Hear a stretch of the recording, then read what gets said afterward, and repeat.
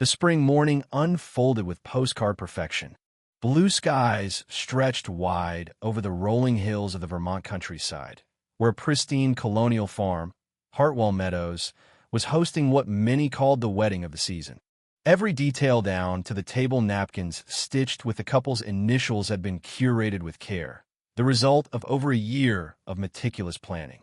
Guests dressed in pastels and linen suits sipped sparkling cider as they waited for the ceremony to begin beneath a centuries-old oak tree adorned with cascading flowers. Inside the refurbished barn, Claire Winslow stared at her reflection in the mirror, adjusting her veil with calm precision. The 32-year-old CEO of a rising agricultural tech firm looked every bit the classic bride in her sleek ivory gown. Yet behind her poise simmered something colder than nerves. 5 minutes, called her best friend and maid of honor, Jenna Cruz, peeking in. Claire smiled softly. "I'm ready. Just taking it all in." What she didn't say was that 3 days earlier, an envelope had appeared under her apartment door. No return address. No sender. Inside, a single handwritten line. "Be careful what you taste." At first, she dismissed it as a prank. But as the moment drew near, a strange heaviness settled in her chest. Meanwhile, outside the barn, a large German shepherd named Titan patrolled the periphery of the gathering, led by Officer Daniel Reed, Claire's soon-to-be brother-in-law. He was a decorated member of the State K-9 unit and had received special permission to include Titan in the event as a surprise for Claire, who had once volunteered at a police dog training facility. It was meant to be a sweet nod to her past. "Don't worry," Daniel told curious guests, eyeing Titan's focused demeanor. "He's just here for the ceremony. Nothing serious." The ceremony began with the swell of a string quartet playing Pachelbel's canon. Guests stood in reverence as Claire emerged into the sunlight. Her fiancé, Andrew Collins, waited beneath the oak tree, beaming. But as Claire and Andrew exchanged vows, something changed. Titan's ears perked sharply. His nose lifted. He emitted a soft growl and moved with sudden urgency. Daniel, recognizing the signals, narrowed his eyes. Something wasn't right. The dog strained toward the reception area, low growls building to insistent barking. Guests turned, puzzled. Nervous chuckles spread as Titan locked his stance in front of the wedding Kikian elaborate three-tiered piece designed by celebrity chef Marlene Wyatt. Encased in a glass dome, it stood as the reception centerpiece. Daniel pulled Titan back gently, but the dog wouldn't budge. Instead, he barked louder, more aggressively. His body tensed, fur raised. "Is he smelling something?" Andrew asked, tightening his grip on Claire's hand. "I don't know yet," Daniel said, his tone shifting into professional mode. Claire's blood turned to ice. "I need to tell you something," she whispered to Andrew. "I got a note. It said to be careful what I taste. Why didn't you tell me earlier?" "I thought it was a stupid joke." Daniel overheard them and stepped in. "You received a warning?" Claire nodded. "Just one line. About tasting." Daniel pulled out his phone. "I'm calling it in." Within 20 minutes, a plainclothes unit arrived, led by Detective Rachel Monroe. Calm, composed, and quietly authoritative, she examined the scene without drawing attention from the larger crowd. Samples were taken from the cake using swabs and a portable chemical analysis kit. The result came quickly and was troubling. No poison, no explosive materials, but a strange compound. "It's a heat-activated marker," Monroe explained to Claire and Andrew. "Absorbed through touch or consumption. Used for tracking." Claire's mouth went dry. "Tracking who?" "That's what we're going to find out." More testing revealed traces of the same compound on Claire's bouquet. Not an accident. Someone had laced critical items intended to come in contact with the bride and guests. "That cake was delivered yesterday morning," Claire said, "by Marlene Wyatt herself. She's been family friends for years." They located Marlene, who was visibly shaken. "My kitchen was broken into the night before delivery," she admitted, voice trembling. "I checked everything. Nothing was missing, so I didn't report it." The investigators expanded their scope. Guest list, vendors, floral arrangements. As suspicion narrowed, one name surfaced repeatedly: Olivia Reed, the owner of the floral company and Daniel's cousin. She had arranged a bouquet, but she'd also recently received a large cash investment from an unknown source. She denied any wrongdoing, claiming the investor was anonymous and the job was routine. Meanwhile, Claire's thoughts returned to her late father, Gregory Winslow, founder of Winslow Agritech. 6 months ago, she had inherited the struggling company after his sudden death. He had left behind a prototype Formula Smart fertilizer designed to dynamically adapt to soil needs. It wasn't patented yet.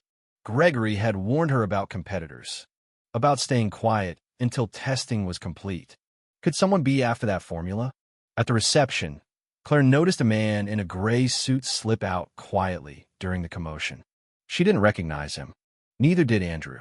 Jason and Monroe ran security footage.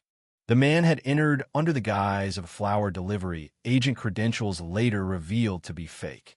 His name surfaced through a federal database, Victor Blackwood, known for infiltrating corporate events and collecting sensitive data on behalf of biotech firms. He placed a device near the cake, Monroe explained. It tracks interactions, who touches or eats what, and when.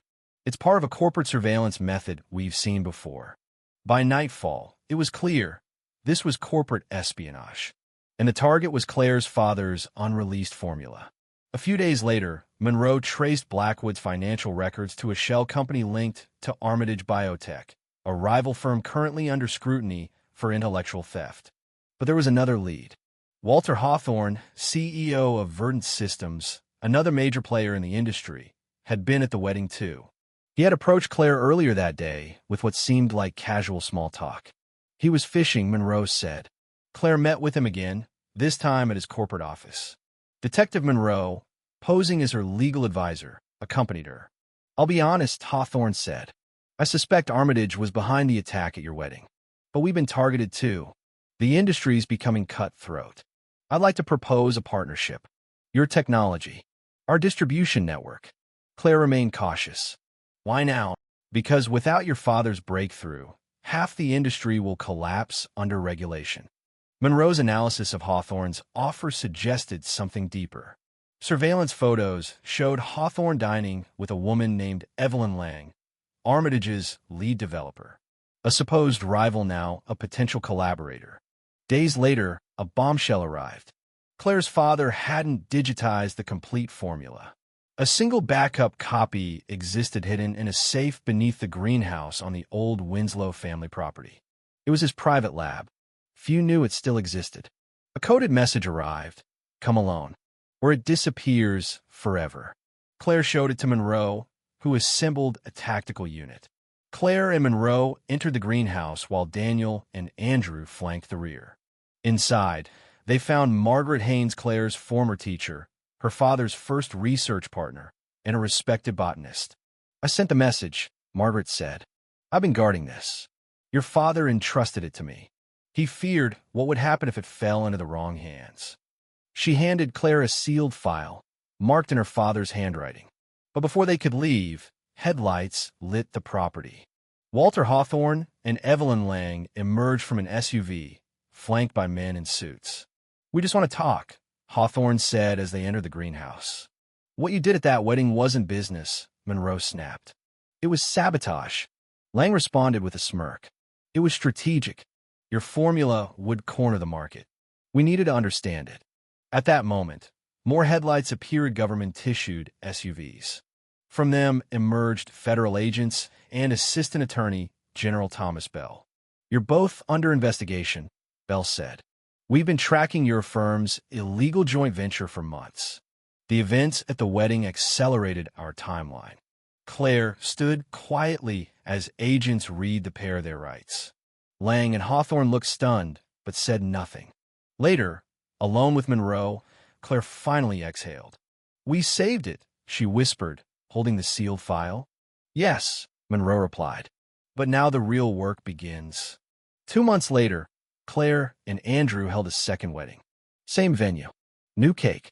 Titan, the heroic K9, wore a wreath of flowers and barked with pride as they walked down the aisle.